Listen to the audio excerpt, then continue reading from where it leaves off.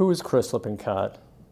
I'm a psychic medium and best-selling author, and my passion is for helping people find comfort and healing and the knowledge that their loved ones in spirit are still alive and well and still care about them.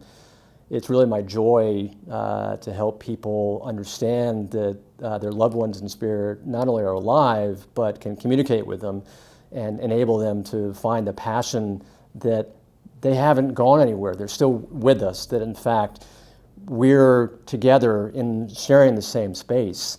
And it's the transformal, the love that helps people transform themselves through spirit as they come through in their own contact.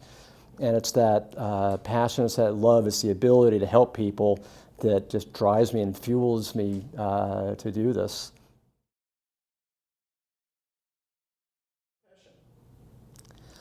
What inspired me to become a medium? I think the main thing that happened to me was when I was young. I had an experience where I began to have these profound interactions with spirit, and I began to find myself that I realized spirit was real. But I think the primary interaction with spirit was when I had my awakening. One day when I was actually during quite a deep meditation, I found that I'd gone so deep into meditation that these four spirit people became quite tangible in front of me.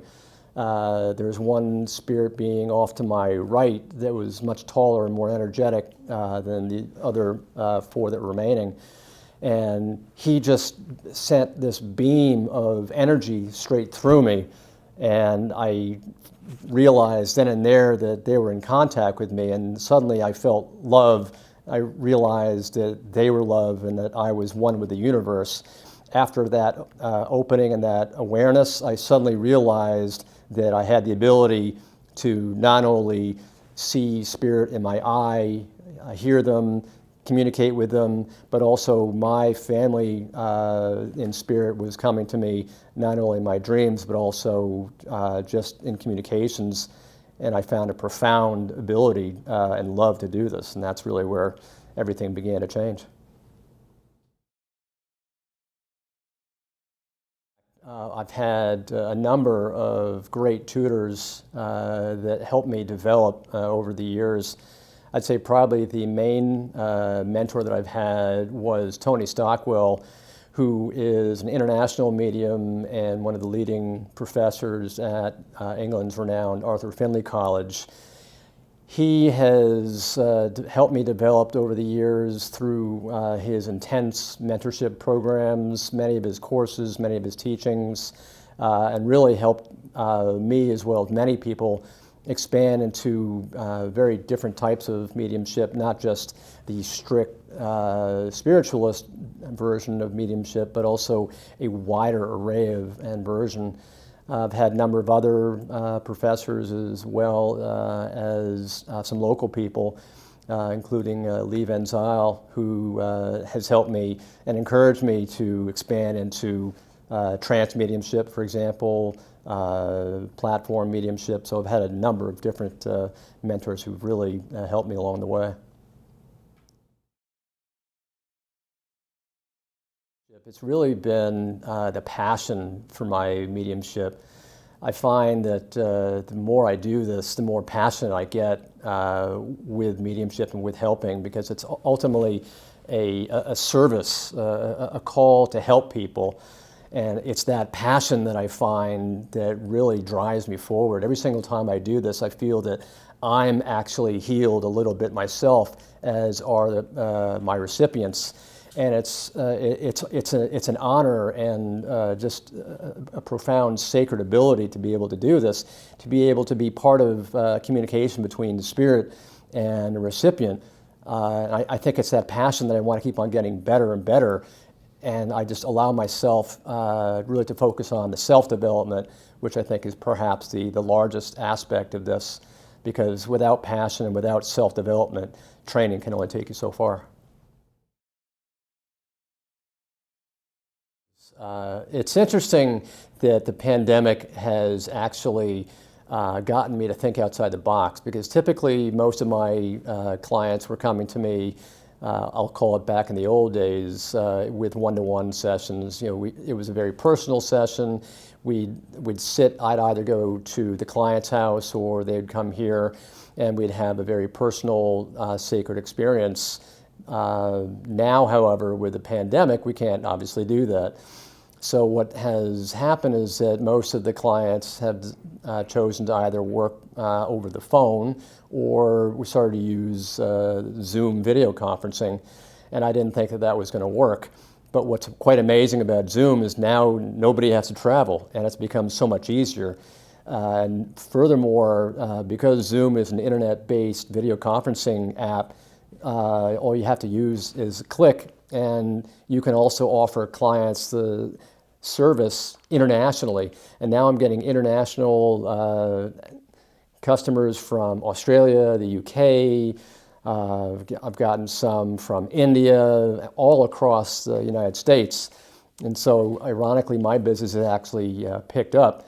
And it's really quite tremendous that it's forced me to think outside the box, do something different. And it's funny how technology really shapes you.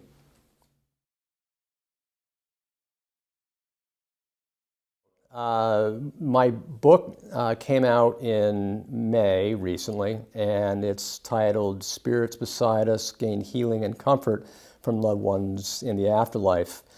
It's been doing quite well. In fact, as we sit here today, it's #1 in 6 different categories, and it's been getting some very positive reviews.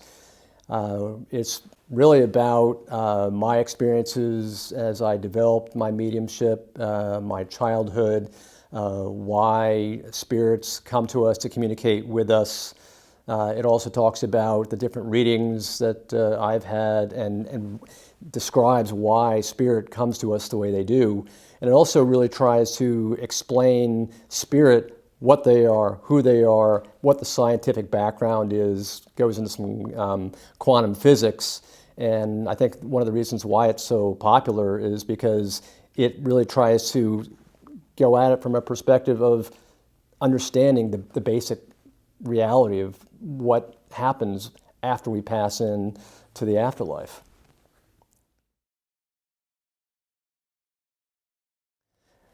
How is it possible that spirit is able to interact with us? That's a great question, because it's really focused on going back to quantum physics. Spirit is nothing but our energy that's encapsulated within our physical body.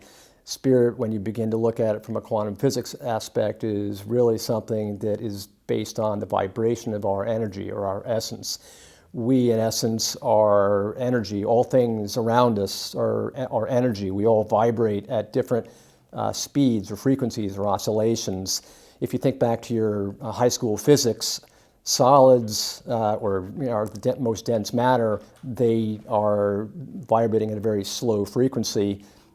You go to the opposite side of the spectrum, you've got your gaseous state that's vibrating at a very rapid state, yet it's still there. It's very much like the fan blade that's spinning extremely rapidly. You can't see it, but it's still there. Spirit is the same way. Spirit has got a very high vibration, so high that you can't see it, but it's still there. So the reason that they're able to interact with us is that they still are there. They still have an energy body. They still have the ability to see, do, act, and interact with each other as well as us. They just happen to have a higher vibration. And that's how they're able to see us.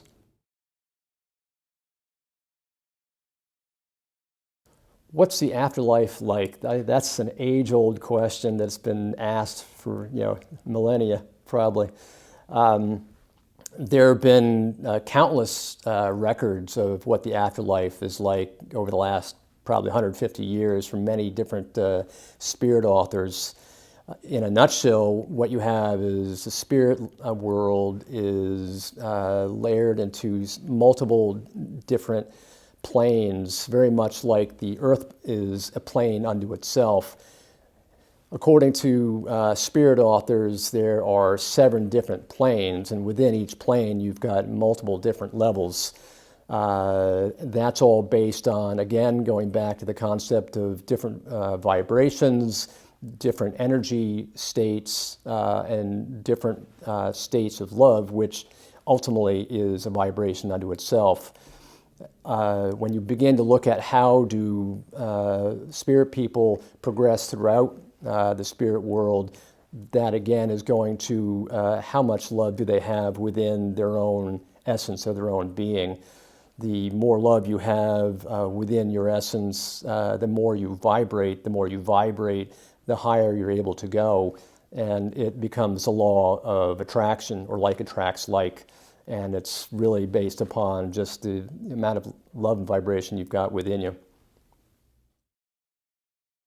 I think perhaps the most important part of a reading that people need to understand is the fact that we really need to connect with spirit by not only relaxing our mind and focusing on where we are at that point in time, but simultaneously becoming extremely active to really engage with spirit. Because ultimately, when we're communicating with spirit, it's all about the energy and the love that is required to make a communication happen.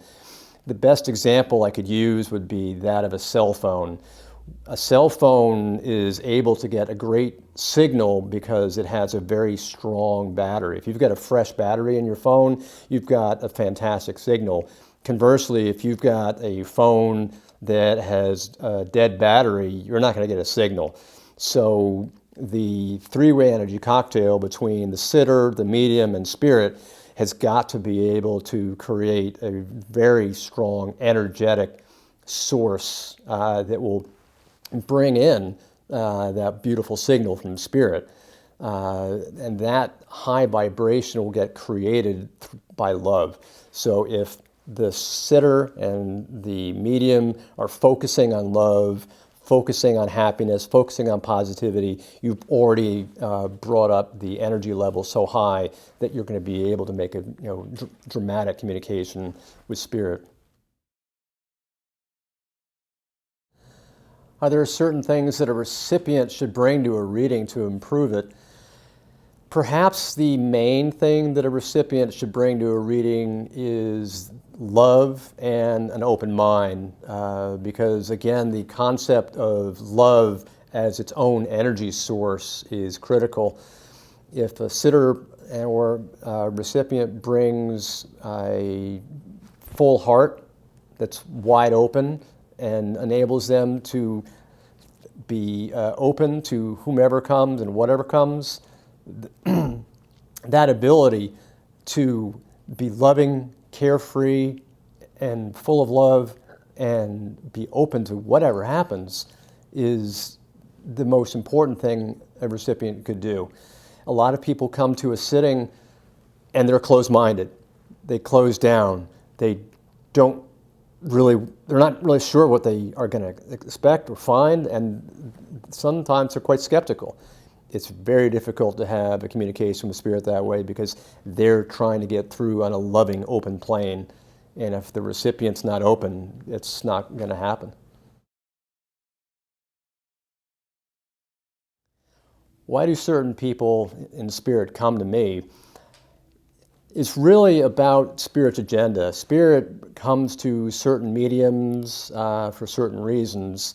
And perhaps another example that you might think about is why would a relative come to you just from a family, maybe they're alive. They're trying to bring certain experiences that they've had to you so that they can help you. It's all about spirit's desire to help. If, for example, you've got a problem with a house, let's say, and you're trying to buy a house, and you're having a spirit communication, you would want to have a spirit come through who has lots of experience with that house. But if you have a spirit come through who has no experience buying houses whatsoever, that's not going to help you. Perhaps you're seeking a spouse or a partner, or you are seeking love. You want a spirit to come through that's going to be able to help you and shed light because they've had experience. And that's why certain spirits come through. There's a second reason why spirits will come through is really the bandwidth of the medium. Certain mediums have certain bandwidth and the ability to focus on spirit energy than other mediums. Think of it like an FM or AM radio. You've got different frequencies that you can work with.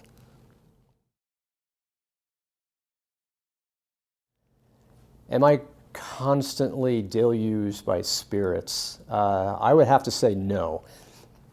It's very important for any working medium to really be able to control when they're working, when their mind is open and on, and when they shut down to make sure that spirit's not constantly working with them.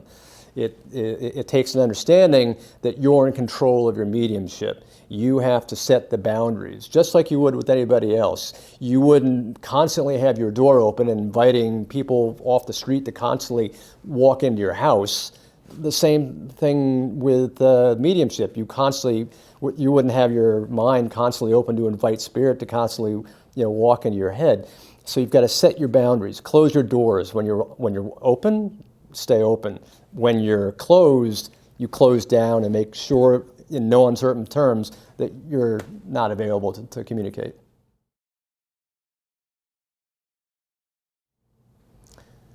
Can I give an example of Spirit's transformative love? Perhaps the most potent example of Spirit's transformative love happened when a woman came to see me for a reading together with her husband. Her younger brother had passed and she wanted a communication with him.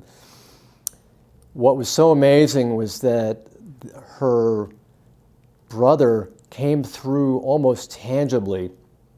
He was giving me examples of where he was, who he was, what he was like, what his character was like. So he was giving very specific pieces of evidence, so we knew immediately who he was, and the woman was convinced that he was here.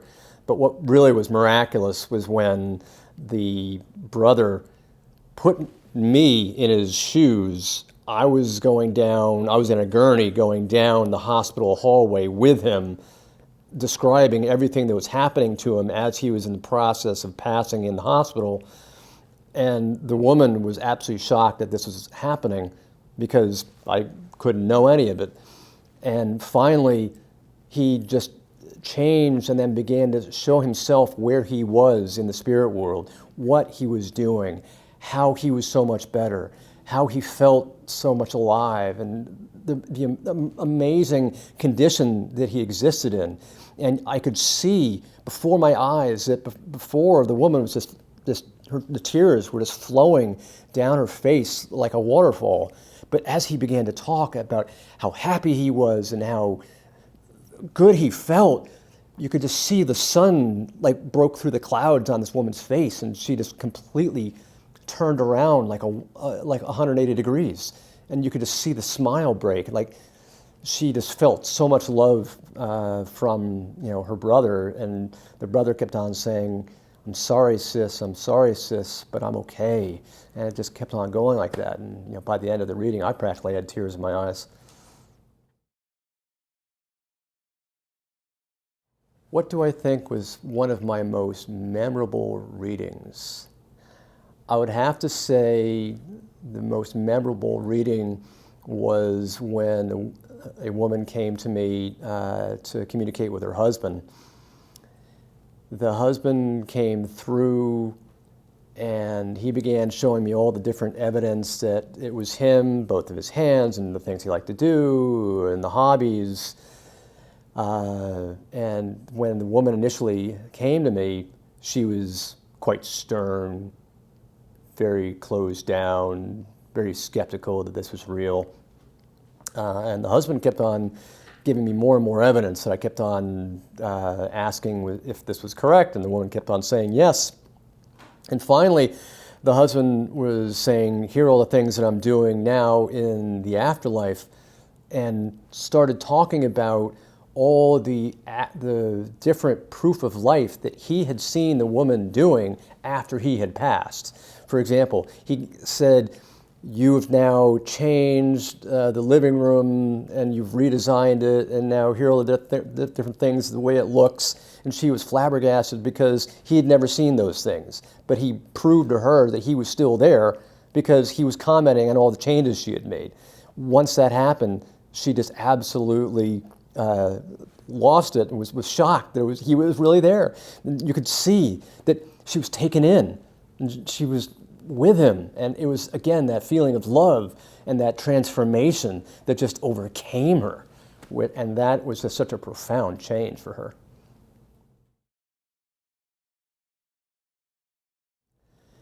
Has Spirit given us ways we can improve our own life?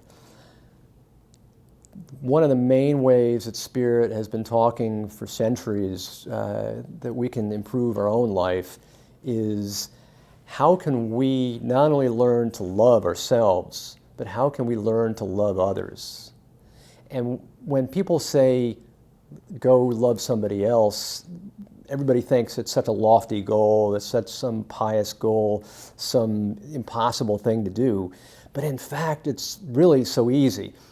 In fact, it's as easy as picking up the newspaper for your neighbor, maybe buying a cup of coffee for the person behind you, opening the door for somebody right next to you, saying a kind word to somebody, putting a smile on somebody's face. It may not mean a lot to us when we're doing it, but imagine the impact that it has for the person who's on the receiving end.